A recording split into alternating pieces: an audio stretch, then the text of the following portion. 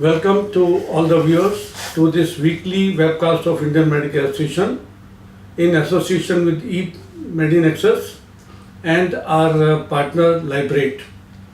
In fact, we are doing a program every Thursday, but this Thursday, because Dr. K.K. Agarwal is not here, I'm the only person doing it. KK is down with fever, but we have a very eminent obstetrician and gynecologist, Dr. Punita Mahajan. She is the medical director at Dr. Baba Sahib Ambedkar Hospital in New Delhi. She is a graduate from Lady Hardinge Medical College, New Delhi, and a postgraduate from Safdarjung Hospital, and has been involved in various maternal health activities at central government, Delhi government, and other levels for the last 35 years. And the topic today we are going to take up is a very important topic of antenatal care. And you will appreciate that antenatal care is the most important part of a lady's health and her social system. And not only that, even for the fetus, even for the child to be born, it's a big thing. I think that period determines everything about both of them. Yeah. How the child is going to behave, how the child will have its health, how the parameters will be there. And similarly the mother, there are so many, we listen about maternal mortality and this and that. Absolutely. So I think this is a time, you being the custodian of the, maternal health in Delhi, you are the right person to answer our question. So first is, we like to know that how will you, definitely talk about, somebody asks you what is antenatal care and how do you start it. These are the few issues that every new wedded lady or a newly pregnant lady will ask you. And the family is concerned about it. Everybody is concerned that the first child or second child is being born in that family. So please, elaborate on this issue to all our viewers all over the country. How to start it and what is real antenatal care in Government of India guidelines. Thank you, Dr. Monga. Basically antenatal care, or you can call it also as prenatal care, this is a systematic supervision of the pregnant woman, which includes examination and advice all throughout the pregnancy. So pregnancy is basically a physiological phenomenon, and for some it is actually very fearful event. So during this antenatal care, we have to allay the anxiety of the expectant mother, the family, especially when they are having this event for the first time in their family. So this is one very important part of the family, and the growth of the family, the future of the family, all depends on this. And the objective of giving proper supervisory antenatal care is that at the end of the pregnancy, we are able to have a healthy mother with us, and we are able to have a healthy living baby, and preferably through a normal delivery route. So with this objective, we provide a systematic care to the mother. And other advantage of giving antenatal care is that we are able to identify high-risk cases. So those high-risk cases need special attention, and if we are able to provide timely attention to these, we can prevent to a certain extent and identify certain complications which are associated with pregnancy, and then we can timely manage them. So ultimately we will be able to give a healthy mother and baby at the end of the pregnancy. And this period also, during antenatal period, we ask the family to plan the place of delivery, where they have to do, and we have to educate them about the physiological events which will happen during the pregnancy. And secondly, some antenatal exercises, some advice about the supplementation, everything is done during this antenatal period. And then this is a time when they are ready to listen to the contraceptive advice also. So because this is the period when they have to think. See, after the baby is born, the whole family is busy. And this is the period where we can give them advice about the contraception, so that there is gap in the next pregnancy, and it will definitely be able to improve the health of the mother who's just delivered, and she'll be able to give better care to the baby. So with all these objectives in mind, the antenatal care is very essential to be provided to these expectant mothers. So there is always a question. Some people are nervous about it in the beginning. But what is the best time to start antenatal care? I mean, when should a pregnant lady go to her gynecologist or obstetrician for the first time, first visit or registration, whatever you call it? Absolutely. See, as soon as the pregnant mother in any woman in a reproductive age group misses her first period, and I think we have to rule out pregnancy. So best time to report is as soon as she misses a period, and ideally that will be early registration or first visit, and then mother has to go every month till she is about 28 weeks. And then fortnightly till she is around 36 weeks, and the whole pregnancy duration is around 40 weeks. So after 36 weeks till she delivers, she has to go weekly. This is an ideal schedule of the visits, but there are WHO recommendations, and in developing countries we recommend that minimum 4 visits are essential during the whole pregnancy if it's a low risk normal pregnancy. So first visit is in the first trimester. That means it should be completed before 16 weeks of pregnancy. The second visit is between 24 to 28 weeks. The third visit is around 32 to 36 weeks, around 32 weeks. And the second one is around 36 to 37 weeks. So these are the That is four. about rural settings you are talking This about. is in rural settings, any low resource settings. This is minimum 4 visits which we recommend. And the schedule which I have told you, normal ideal schedule, is the one which I talked earlier. And the visits may have to be increased if there are associated complications or any medical disorder. So depending on that, the visits can be rescheduled and they may be more frequent. So that is the protocol of antenatal visits Right, in your right, sort of absolutely. system. But then, I mean, what does a patient expect from you on each of these visits? For example, in the first trimester, second trimester, third trimester, what is the emphasis that you put on once a patient comes to you for? Yeah. So see, if the patient reports to us for early registration in the first visit, see, we have to confirm her pregnancy. So that can be depending upon when she has arrived. Suppose she has arrived just after missing a period, then urine pregnancy test can be done to confirm her pregnancy. And once the pregnancy is confirmed, see, we have to give her a set of investigations which have to be done to get a baseline status of her health. And secondly, these investigations are essential for further management also. Like we will take an elaborate history first. We will note down her last menstrual period, which will help us in calculating the expected date of delivery. So after the expected date of delivery is defined, and we will take the detailed medical history, past history, anything significant which may have a bearing in this present pregnancy, that has to be noted. And if she has delivered earlier, the details of the previous delivery is very essential. See, what was the nature of the delivery, and was there any complication in the previous pregnancy? How was the baby? Was the baby healthy? Were there any anomalies in the baby? Did the baby breastfeed well? What was the weight of the baby? What was the route of the delivery? What was the postpartum period? So this detailed obstetric history is very essential, because this will have a bearing in the further management in this pregnancy. So this is about the history part. Then we will do an examination. Usually with the advent of ultrasound, the pervaginal examination is not required now.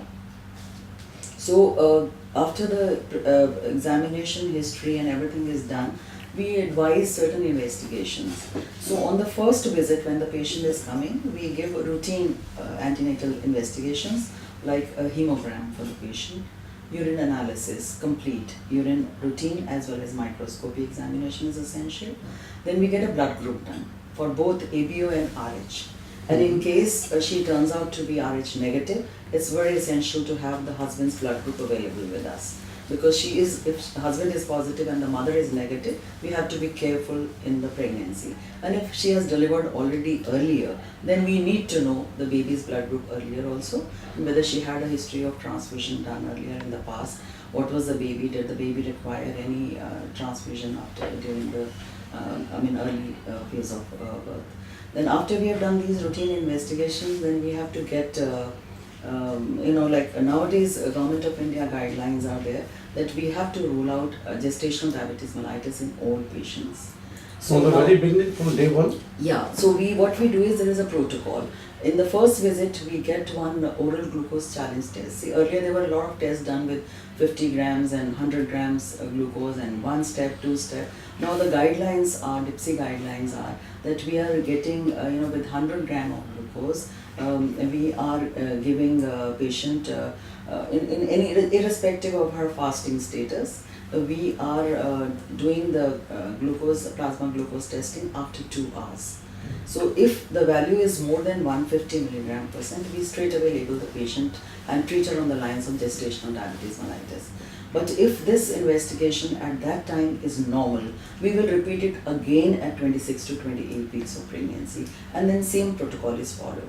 So this is basic outline. What about HIV? When you get So I'm it? coming to that. So these are the basic investigations we get it done. As a routine, we are also, as a part of the basic investigations, are doing VDRL and HIV for these patients. See, coming to some people in, like we are working in a low resource settings. So our public hospitals are not providing free access to all advanced investigations, which may be ideally done in a pregnant mother.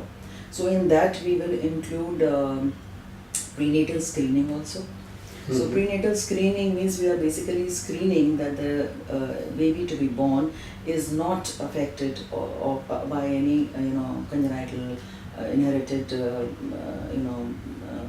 defects. So for that, what we do is that in low resource setting, we identify the patients. Like if the mother is more than 35 years of age, or if she has given a birth already to a congenitally abnormal baby, or baby was born with birth defect, or if the family history is there that siblings or somebody in the family has given birth to babies with congenital defects. So in those high risk patients, we will resort to giving this prenatal screening. So this prenatal screening can be done in the first trimester. So in that case, we do serum examination. Mother's blood serum examination is done. So we measure 2 blood tests. One is we do beta SCG, and then we do PAP-A, which is pregnancy associated plasma proteins. And if values of these two is again along with ultrasound done at this stage for nuchal translucency. So combination of these two, the blood test as well as this ultrasound screening for NT screen it is called. So if we combine these two, then anomalies like Down syndrome, that is trisomy 21, it detects to almost 90% with a false positive rate of only 5%. So basically this blood test will give us that there is a high risk of Down syndrome. And if we combine it with this MT ultrasonography, this will give us a higher rate of detection. And this ultrasound at this stage will also tell us, one is that whether there are, sometimes multiple pregnancies are there. So that they will tell us the viability of the pregnancy can be, ascertained from this scan, and also gestational age. See, this is very, because these tests also depend upon the correlation with the gestational age. Sure. So this is first, this is the prenatal screening done in the first trimester. But if the risk is confirmed, then you have to confirm and do a diagnostic test. So that is done later on, either with Corinna Willis sampling or amniocentesis. So this can be done under the care of a geneticist also, or gynecologists themselves can get these tests ordered, and in case of doubt or any opinion, they can consult the geneticist. So this screening is not routinely done in all public health organizations in all patients, but yes, when it is indicated, we do it. And if the patient can afford, I think in ideal circumstances, especially people coming to the private setups, these tests should be done. Then thyroid screening. Similarly for thyroid, TSH levels have to be done. And this is not a guideline mandatory for all, but wherever there is a history, high risk case, or patient is already on diagnosed case of hypothyroidism, then we have to get the TSH done also in these patients. So these are the basic investigations which we'll do. And in case the hemogram shows that MCV is more than 27 picogram and we feel that there is a high risk factor, then we have to screen for thalassemia also.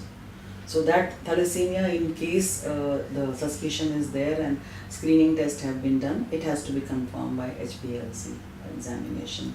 So these are the tests which we do on the first visit. And in case patient is already having some medical ailment or anything, so then the test according to the need would be done. Sure, that's right. And and any immunization during this period? No, you don't require. See, in first trimester, if we feel that the patient is coming from a setup that she's not going to probably report, like especially in a rural health setup, we feel that the patient has come here, but we are not sure whether she's going to come. We may give her a first dose of tetanus toxoid, the immunization which is required. Otherwise, we prefer to delay it for a little later. And Okay. yeah. And second trimester? Yeah, so I was saying that let me just complete about the immunization. Sure. See, basically in a pregnant expectant mother, we give 2 doses of tetanus toxoid to give her a cover for tetanus, because this has a, if unprotected may, land up with tetanus in a neonate also, which is, not a very pleasant thing to happen. So the difference between the 2 doses should be at least minimum 6 to 8 weeks. And we should plan in such a manner that the second dose is at least 6 weeks before the expected date of delivery. Because see, sometimes patients are not coming regularly for antenatal checkup and they tend to miss, and especially this happens in the rural settings. So then in that case we have to ensure that the second dose is completed before 6 weeks of expected date. And now in the private setup, and I think the vaccine, the immunization of this Tdap has come, which in this the second dose can be replaced by Tdap, where the element of pertussis, which is in this vaccine, this will give a protection to the newborn for pertussis. So in private settings they have already started replacing the second dose with this. So, and in case patient comes in a subsequent pregnancies and she's sure she has received the full dose of immunization, then we give only 1 dose of tetanus toxoid to the mother. So this completes the immunization schedule during the pregnancy. So now I just wanted to also say that suppose the patient has not come for a first trimester screen, she has somehow come late. This first trimester screen is usually, the prenatal screening is done between 11 to 13 weeks of pregnancy. So NT scan is also done around 12 to 13 weeks and these blood tests are also done. Suppose patient reports late to us. So in addition to whatever investigations I had said that they are required in first trimester, we can do second trimester screening. Okay. In this second trimester screening, again, we have a double marker, triple marker, quadruple marker. So what we do is that we get these tests done. So one is beta HCG we get done, then estriol we get it done, and then maternal serum alpha fetoproteins and this beta HCG. So these markers are done, and in a quadruple we add also inhibin A. So basically these investigations again will tell us whether there is a higher risk of Down syndrome in the baby expected. So this will be again confirmed by diagnostic tests. So diagnostic tests, I said earlier, in case patient reports early, we get a chorionic villus sampling done, or if patient comes late, we can get amniocentesis done. So this usually in a public health setting, as I said earlier, we leave it only for patients who are high risk and we get these. Not in the routine. Yeah, not in the routine. Then this is again augmented by a anomaly scan. This anomaly scan ultrasonography is done usually between 16 to say 18 to 20 weeks. So this detects many bony abnormalities like spina bifida and encephaly. See, these can be diagnosed by this structural scan, and combination of this structural scan and the second trimester staining will give you a very good result for detecting these anomalies. Okay.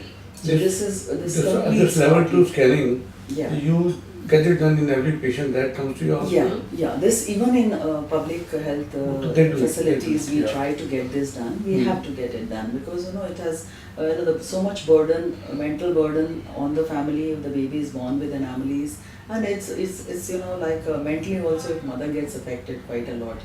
So it's better to diagnose as early as possible these things, and accordingly a decision can be taken whether the patient the pregnancy has to be continued, or the family is prepared that these defects are there, so they have to deliver at a place where after delivery, with minor defects, the baby can be handled and some surgery can be And if needs to be aborted, that can be done. yeah, that's what That I is the said. period. So decision for major anomalies can be taken timely because at present we have a limit to terminate pregnancy only up to 20 weeks. Yeah. So only the structural scan, if done much earlier and a decision is taken, we can give this option of a second trimester MTP in view of the anomaly which is not viable. The baby So is beyond not- first trimester, you mean that there are only scans to be done, not many Yeah, more yeah. investigations. I mean, don't Yeah, require so any- basic ones, we have done the Yeah. basic investigations depending upon the result. If further evaluation has to be done for any particular, investigations, we do that. And secondly, in case she's having any morbid medical condition or some other, then specific investigations can be ordered.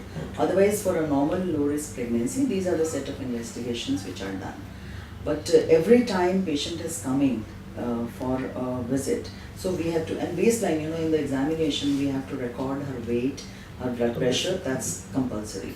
And in fact, on any antenatal visit when she is coming, this is basic minimum record which we have to maintain, because this will help us diagnose, hypertensive disease disorder in the pregnancy, and it can lead to many complications, and the complications may be to a grave extent of patient landing up. I've seen patients coming with high BP, they've not gone for antenatal checkup, BP has not been recorded, and patient lands up simply by throwing a fit, and she comes as That's right. eclampsia. And in eclampsia there is a high mortality rate. So in today's time, I think there is no patient should be coming with eclampsia to any of the health facilities. So we must record blood pressure, weight at every sitting, and also urine albumin sugar. This is also done at every antenatal visit. And hemoglobin has to be done at least 3 times in the pregnancy if it is normal. Of course, if it is less, then we have to go for peripheral smear and try to detect what is the cause of low hemoglobin and all. When I'm talking about normal, at least minimum 3 hemoglobin levels have to be done in the antenatal period. Any more vaccinations before delivery? Beyond, you talked about tetanus. See, normally we give tetanus, but if the patient is, staying in a place, or there is an endemic influenza there, so influenza vaccine can be given. It is not contraindicated. It can be given if, in case there is an endemic influenza during that period which is there. So these are the vaccination which we normally recommend, and we ensure we started with the antenatal period, but we must ensure before the mother, the patient plans the pregnancy, that she is vaccinated against rubella. So that rubella vaccine is not given in the pregnancy at all. We presume that patient has, from the history initially, and if we have an opportunity, that patient comes to us for, preconceptual counseling. Sometimes before the conception, patient comes to us. Nowadays the awareness is increasing, and sometimes the couple wants to plan a pregnancy, they consult their doctor.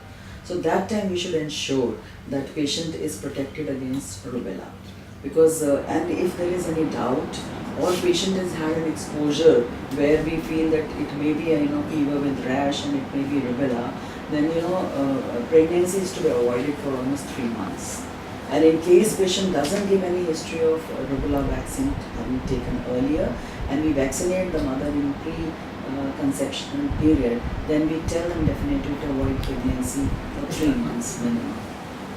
Okay. And since I'm talking about preconceptional counseling, I would like to just add one or more things.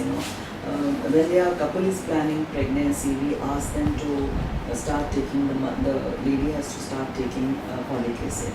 So at least 6 weeks before patient is planning a pregnancy, and by simple, one oral tablet of folic acid, the incidence of neural tube defects are much less seem to be there. So it is simple thing which we can do. We are having adolescent clinics in various hospitals, and sometimes the lady is coming for some other gynecological problem, and when we take the history, and if we feel that she is and these women are in the reproductive age group and you feel that she may be planning a pregnancy, at least this kind of advice can be given to the mother, to the lady, not yet a mother, so to the lady. So, and we can also tell them that about contraception there only. If she's just got recently married, we can tell her that she can avoid pregnancy for another 1 year or so till she gets adjusted. Then the anxiety and the fear which they have about pregnancy, that can be allayed during the pre-pregnancy period. And we can, if she is heavyweight and she's obese, we can tell her to reduce weight at this stage. And if obese and heavyweight do add to the pregnancy complications later on. So these kind of advices can be given and I think now a lot of couples, young couples, do seek advice before conception. So, and in case she's having any medical ailments, like a heart disease or she's having diabetes earlier, so at least we can ensure that by the time she is getting pregnant, her medical condition is well under control. So that will reduce anyway complications later on. So we covered about the preconceptional advice. Then the first trimester we have covered, the basic investigations which are done, examination which needs to be done. We talked about the follow-up also. That Now, once the patient comes to you, and do you advise her that what are the danger signs? I mean, she should consult you again in an emergency, or she should go to the hospital.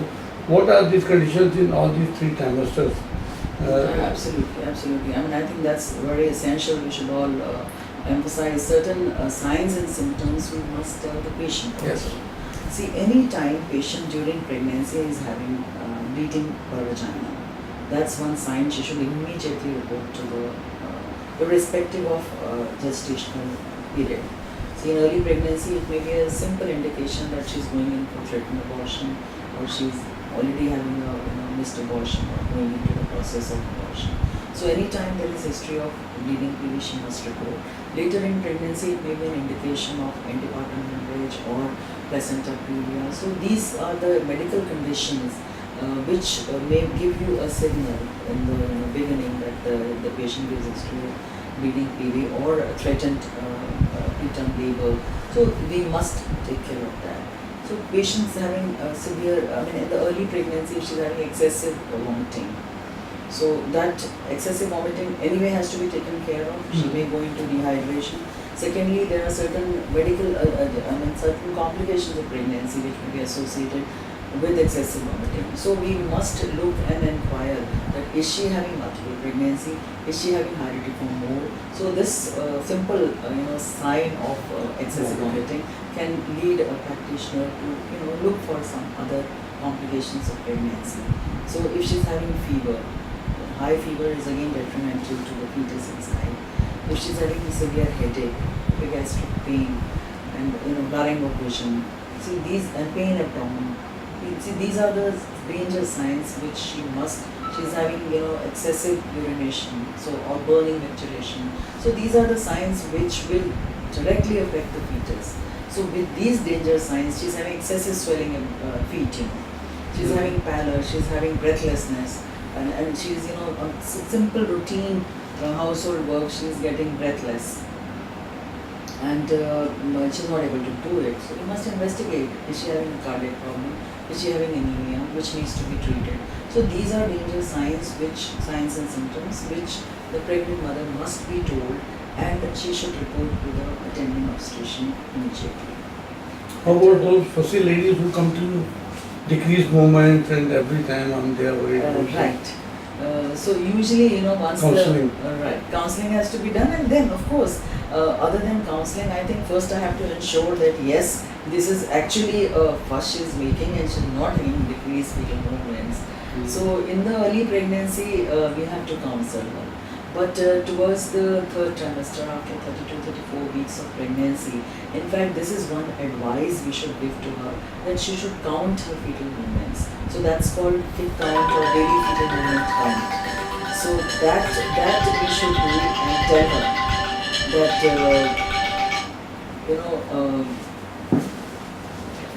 during 10 to 12 hours during the day, she should count, and minimum 10 fetal movements she should have. So if she is having this 10 fetal movement count daily is a very good sign of well-being of the baby. So if she can't count for 12 hours, another thing is that 1 hour post meal, anytime she should have at least minimum 3 movements in an hour. So these kind of small things, if we spend little time with the patient and tell them, I think this will give them not only confidence, baby is doing all right, and as you said, that it will engage those, women who are a little more particular about care. So, But in government setup, I mean, how much time are you able to devote? You have to talk about nutrition, you have to talk about the general examination, you have to talk about counseling about the fetal movement, all these things. I think you people are so worked up and the short of time that it must be very difficult for you to adjust every patient there in that period. yeah, but we manage. And I think whatever we have just now talked, this is bare minimum essential which we have to, the information and supervision we have to give. So it works in a team manner. See, we have a separate set of nurses who are taking the weight, blood pressure, getting the investigations done, patient, and the person who is giving immunization, she probably can do little more counseling to her mother, and she's also telling them some antenatal exercises also.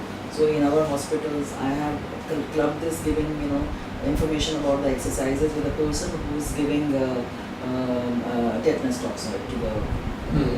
So probably she can have. So you talked about the exercise. I think our GPs, I mean, all over the country should know what type of basic exercises can be started at what time in the antenatal period. Yeah, so there is a proper schedule of exercises. See, we don't want to give very too vigorous exercises. Right. Simple walking, and walking right till the end of her pregnancy is always educated. So talking about the advice, exercise is a very good part of it. Now we have special yoga for pregnancies. Yogic exercises are also there in pregnancy which are safe. Otherwise, simple stretching exercises, breathing exercises. So these kind of exercises can be told to her once right in front of you, and then she can gradually practice them at home. So this will help her give her relaxation. See, some muscle stretching, and the ligaments get stretched, and it results in a lot of pain in the lower abdomen. So if she is doing this continuous stretching exercise, simple leg raising exercise, and these exercises she does, it will help her later at the time of delivery. And now we have talked about the basics of everything. So in spite of all this, you people are doing a lot. Institutional deliveries in cities are, I think, pretty good, 80-90% in some parts of the country, and in other parts maybe around 30-40-50% also. Right. But India is ranked very poor in maternal mortality, Absolutely. and all over the world people are talking about Indian maternal mortality ratio.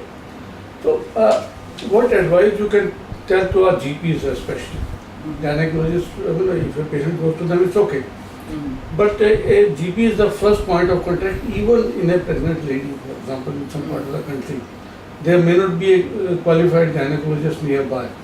So what a GP should know about this, that number one, he has to partner in getting the lady delivered in a hospital. Correct. Then he has to see to it that minimum maternal mortality occurs. What are the basic symptoms and signs he should look for, and advise his patient or the family, for that matter, in a remote setup. That is more important. Yeah. So very well said. I think this maternal mortality is definitely an issue with us, and we've got a long way to go. See, we are still in Delhi better placed. We have a mortality of around 104, the last reported on 2016 per 100,000 women. But our country's overall mortality is still high, and we have still states where they are much higher also. But we have states like Kerala where it is much less also. So basically, I think you very rightly said that GP and other people who are involved in giving primary care to the patient should be sensitized. See, one thing is that whatever basic we talked about, other than the prenatal screening, these are simple tests which can be done, simple history taking which can be done. Basically, my request and appeal to the practitioner is that they should learn when to refer the patient to a setup where she should be under care. See, if her blood pressure is coming high, okay, if she is having anemia, see, this is a time to refer her in the antenatal period itself. See, if you send her with a 6 gram, 7 gram hemoglobin at the time when she's about to deliver, we probably already lost 9 months where we could have built her up. Because see, the hemorrhage is a direct cause of maternal mortality. It amounts to almost say 25% of the maternal deaths. And if a mother is already anemic and has hemorrhage, see, indirect cause of maternal mortality, anemia, tops again 25%. I mean, very high, almost 20-25%. So the combination is going to be detrimental to her. So my appeal to my friends is that they should timely refer the patient in case anemia is not getting corrected by simple medication and investigations. They must refer her to a higher center. If her blood pressure is coming high, not getting controlled. What is high blood pressure in pregnancy? See, in pregnancy, any time the blood pressure is 140/90 on 2 occasions, 4 hours apart. See, that means we must investigate her further for hypertensive disorders. And she has to be in continuous care. So once that continuous care can be provided at the setup, it's okay. But otherwise, we must refer her, get her basic investigations done, and then the treatment can be done by the GP himself for rest 2-3 months. And then, they should know that in case she's having headache, a mother who's on 140/90 BP is persistently having headache, is started having epigastric pain, is started having blurring of vision, as I said, those danger signs, then that's the time when she should refer them to the higher center. And what is the expected blood pressure? When you talked about the high blood pressure, optimizing a blood pressure at that level, 120/80 or? Yeah, so we 130/80 also we even 130/80. So anytime it touches the lower limit of 140/90, we have to be vigilant. Okay. That's And right. then we have to And get what further other causes of investigations. maternal mortality, PPH or whatever? Yeah, unfortunately, sepsis also ranks Sepsis, yeah. almost high in the list of causes for maternal mortality. So, from the sepsis, you can imagine that probably we are still not yet, competent to give proper care to the mother during delivery. So she can have infection in the antenatal period, which has not been taken care of, or at the time of delivery, some sepsis has occurred. And septic abortions. So in spite of so much awareness, in spite of giving facilities, the government is doing quite a lot of IAC, but we are still having a lot of septic abortions with us. Then hemorrhage I've already talked about, obstructed labor. See, we shouldn't have mothers having obstructed labor. So we stopped at around 28 weeks. We can talk about it a little more. See, when the mother is in the 3rd trimester, see, that time we have to be a little more cautious. In case the pregnancy is absolutely normal, low risk, there is no other indication, then simple examination and medication which the patient is taking is good enough. And when she has crossed 32 weeks of pregnancy, we talked about fetal movement count, we do that. And then if she is first pregnancy planning gravida, then we must do a pelvic assessment around 37 completed weeks. Mm-hmm. So that will give us a rough idea whether her pelvis is adequate enough for the baby to pass through. In case it's if there is doubt about the parturient canal to let the baby pass, then we have to be very vigilant at that time. She should land up in obstructed labor. And especially in a rural setting, and as you said, if the patient are there at a place where they don't have access to delivery, these things should be planned, and micro planning should be done earlier, and they should be told to go to a district hospital where there is facility for cesarean also. But most of the people in every setup, I think, especially the mother-in-laws or the mothers, they are always after your life that it should be a normal delivery. Yeah. How much risk and up to what extent you are ready to take it? See, there is a lot of pressure. Medical legal Everybody issues wants- also there. Yes, I fully agree with you, and in fact, as an obstetrician, I would always like that I should give a fair trial and give her a normal delivery. But yes, we have to counsel. See, if you are sure that the patient, cannot be delivered normally, I think timely we should tell the relatives and the patient and take consent, proper written consent. Prepare them for that. Prepare them, counsel them. See, in case it is a non-recurrent indication, it's a fetal distress or something, we have to counsel them, and they do agree. It's just matter of counseling But problem. I've seen ladies Yes. going from one hospital to another one, another to third one. Yeah, if it is an elective cesarean, you have said for some reason, then they have a time to hop from one place to another. But if they are already in active labor, I think the counseling will help a lot in making them take a decision. Okay, good one. And sometimes people will be calling you up. बुखार हो गया जी, कौन सी गोली खा सकते हैं, कौन सी नहीं खा सकते, एंटीबायोटिक ले सकते हैं कि नहीं ले सकते. Similarly, I mean, for various other ailments, they'll ask you about thyroid, they'll ask you about what hypertension medicine, they'll ask you about diabetes, anti-diabetics, what are to be taken, what painkillers are to be taken.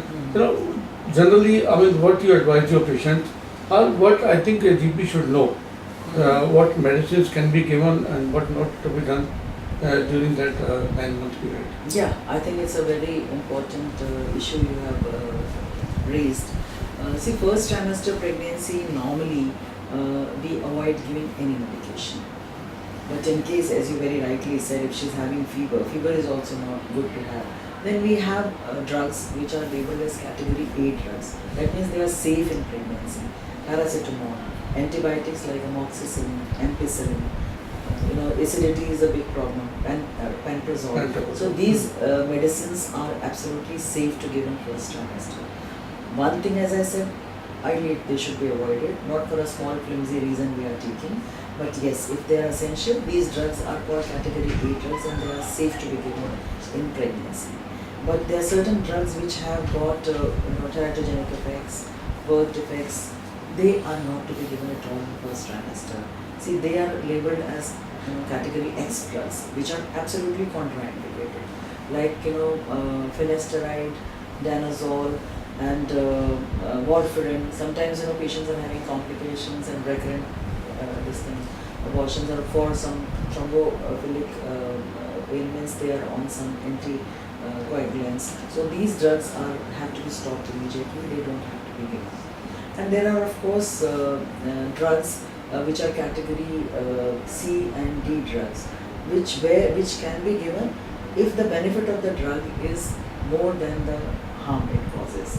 See, so then that we have to decide. So we talked about drugs which are contraindicated. Safe drugs are these. After first trimester, when the organogenesis is complete, then we can give these drugs with caution category C and D. See, other antibiotics which can be given, we can give those. There is no Second and third trimester we can give. not much of a Category C and D drugs which don't have any teratogenic effect, those we should not give. See, drugs like sometimes tetracycline and all are being given, doxycycline, they are given for PIT, patients having infection with taking earlier, they have teratogenic effects. We should not be giving those drugs. Etrogil we avoid in first trimester, but in case she needs it, we can give it in the second, third trimester. See, that first trimester is the period where organogenesis is occurring. There we avoid giving these drugs. And what about nutrition advice to the patient? Yeah. First trimester, second, third, whatever. Right. See, we till now didn't talk about the advice. See, it is very essential that mother should be healthy at the end of the pregnancy. So her requirement increases because of the growing baby inside. So she has to be very careful about her diet. So minimum around 300 kilocalories per day diet is extra to be given. Yeah. So this has to be given in the form of carbohydrates, proteins, and everything. So in addition, so the seasonal foods which are rich in these proteins and all, they can be given. Those who can afford, they can have protein supplements along with the food. And other than that, medication. The medication is essential. So in Government of India has a guideline which is saying that we should give, in case iron is another one thing which is required to be given. Bhari baby. Bhali. So the iron is something which is required to treat her anemia. So that has to be given cautiously. We should start timely, and there are proper recommendations and guidelines that we should give 100 tablets of ferrous sulfate for 100 days. So this is for prophylactic use. That means she is not anemic baseline, but this is a supplementation which is to be given because of the growing need of her. But in case we realize that her hemoglobin itself is less than 11 gram percent, which is a normal hemoglobin which take, so then we have to give her a therapeutic dose of iron. So then we have to give her 2 tablets, 3 tablets depending upon her hemoglobin level. So in the advice in the nutrition, not only the dietary supplements, but medication like iron and calcium. Calcium is another for growing bones we need it for her mother also as well as for the fetus. So we have to supplement calcium tablets also. So calcium supplementation usually starts in the second trimester. So now we have calcium which are along with the vitamin D. Its combinations are coming, so they can be given to the mother. They will take care of her bones. So, like if she is anemic, we can supplement vitamin C along with the, it increases the absorption of iron. So, iron and calcium supplementation along with vitamin D is very essential for her to take care of her growing need. And diet, as I said, we have to supplement these. So, in addition to dietary advice, she needs to do exercises, we talked about it. She needs to take rest. So, 8 hours rest at night is very essential for an expectant mother. And if possible, and if the today's lifestyle permits, so we should recommend around 2 hours rest during the daytime. And then she should wear clothing which is suitable to the environment and the season. Loose clothing should be there. And then she should avoid jerky movements, especially more so journeys which are long, and especially in the first trimester and the last. So these are 2 periods which are risky periods where these kind of journeys should be avoided. And in fact, some of the airlines do not allow the mothers to travel after 36 weeks of pregnancy because of the risk of delivering to the airlines. So that kind of is. Well, you have been in government service all through, Right. and involved in various government programs also. So what are the government programs for good antenatal care, more institutional deliveries, and taking care of the mother and the child? Primary health centers are there everywhere, but I don't know how they work. But at least the government has found some guidelines, and they expect that they should be strictly adhered also. So what are these issues so that our people know what are the guidelines and what is expected of them? Yeah. See, we have, government is definitely, reducing the maternal mortality and infant mortality is one biggest challenge which we are facing nowadays. And government is coming with a lot of schemes. See, we have a Janani Suraksha Yojana. So from the name itself, you can say that, this scheme is there where we are trying to give, promote institutional deliveries, and we are clubbing it with some incentive. So it is a safe motherhood program which is being clubbed with a monetary incentive. So those mothers who are delivering in the hospitals, they are being given monetary incentive. Rupees 600 is being given to those mothers who are belonging to BPL category or those who are belonging to reserve categories. So without any other criteria, all these mothers are being given this benefit. So and we have ASHA workers who are a link between the Government of India and the society. So these ASHA workers are bringing the mothers, encouraging them to deliver in the institutes. And in fact, we are through another scheme, Janani Shishu Suraksha Karyakram. See, here we are promoting that the institutional deliveries when the mother is having, she does not have to go through any out-of-pocket expenses. See, we are providing all facilities to the mother free of cost. The government is paying for it. Mother doesn't have to say, starting with drugs, starting with investigations, any blood which is required, diet in the hospitals, all is provided free to the patient. In fact, we are even providing transportation free from home to the hospital and hospital to home. Through this scheme, that also is free. The CAT 102 number, can be dialed, and ambulance will be there at the doorstep of the mother to bring her to the hospital.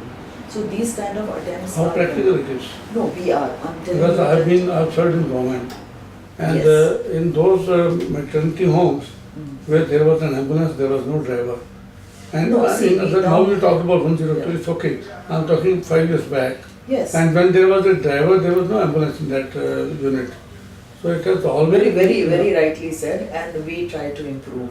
See, we are trying to improve the quality in the government hospitals, and quality is a journey. We were not good at quality earlier. We are trying to improve, and this CATS ambulance have recently, you must have read that they have further strengthened the set of these CAT ambulances. So these ambulances are ferrying patients, and some of the patients are taking definitely advantage of this number, and they are using those ambulances even in my hospital, more so for going home. See, from coming home, sometimes in Juggi Jhomplis, the drivers were facing problem, so they try to through the, now everybody is having mobile, through the mobile they do connect, and they reach at a place where the ambulance can pick them up. So these services are being utilized, and we are actually passing more messages, and more of these services can be utilized. So in fact, all we promote admission for normal deliveries till 48 hours of delivery. So diet and everything is being provided free to the mothers up till 6 weeks of post delivery. That means 42 weeks. We are providing everything free to the mother. If she has to come for readmission, any investigations are to be done. She lands up in some complication, she needs some help. The government will provide medication free of cost. And for neonates also, this earlier it was till 1 month, now we have extended this to 1 year. So all the neonates will be provided free of cost treatment, drugs, everything. And immunization. Immunization, everything free in these setups. As it is, our government has taken a initiative of 100% availability of medicines. But before this initiative was taken, we had through Jani Suraksha Yojana and this JSSK scheme, we were providing these kind of incentives to. But in spite of all this, you would agree that there is a lot to be done, especially in remote areas. Yes. Even in a private PHC or a small maternity home in the periphery, any complication, the patient has to be rushed, and then there is no ambulance, there is no anesthetist available, no pediatrician available in most of these places. So I mean, still, government is framing guidelines, I know. Yeah. But they still have to reach. In Delhi, it would be okay. Right, But they have to absolutely reach well the periphery. That is the most important challenge for the nation. Right. For the whole health structure of the country. It has to be built up in a way that the remote test area, people get all the benefits. They don't have to run around. We come up with a set of systems where a primary health center or a primary maternity home, has part-time anesthetist or a call-in anesthetist or a pediatrician whenever there is a delivery, and they don't have the facilities for cesarean section also at most of these places. In these cases, they have to sometimes transfer a patient to 20-25 kilometers also. All these issues still, I think, they need to be worked out. Definitely, they are challenging issues, and may I just tell you that we are working towards these also. Some of the peripheral hospitals where the doctors are not available in the government setup, there is a move to move on to the private partner PPP mode. So we are inviting the private practitioners to join hands with the government setup, and some kind of working model will be definitely shortly rolled out, where the private practitioners who are available in that local area, they can use the facilities of the government hospital, and we can provide services to the pregnant mothers. And secondly, there is another Pradhan Mantri, what is it called? It's just been launched, Surakshit Matru Abhiyan. So this is a scheme which has just been recently launched, in which all those patients who have been missed out for their antenatal visit appointment in second and third trimesters, they will be line listed by the peripheral medical workers who are going to the field, and they will bring them, and we have fixed a date 9th of each month to bring those mothers for antenatal visit by the gynecologist or the medical officer, and they, this is one initiative which will help us in motivating those mothers who miss their visits. And my appeal to the private practitioners are that they can, in fact, fix 9th as the day where they are providing free antenatal care to those mothers during that day. So I think, I'm sure if we join hands, Yes, it is. Together. Indian Medical Association has always already Yeah. given a call for the last 3 months. yeah, That ninth of most of the doctors, yeah, they are doing service right, some to of the them community like definitely this. join. And they are not charging or they are doing some free tests, etc. on every ninth of the month. It's a good call, I believe. So, and I think if we all join together, we will definitely get through this challenge, and we will reduce our maternal mortality and come up to a level of some of the developing countries, That's nice. developed countries. So friends, you just heard Dr. Punita Mahajan saying everything about antenatal care and the government policies. I still believe that there is a lot to be done, and people like Punita Mahajan at the helm of affairs in the city of Delhi and in conversation with central government, these type of people should be able to be a link between the doctors and the government, and we should be definitely better equipped in a decade or so. Definitely. I think things are getting better day by day. So with these words, we thank Dr. Punita Mahajan for your time here, and we thank you all, and we'll meet again next Thursday at the same time. Thank you very much.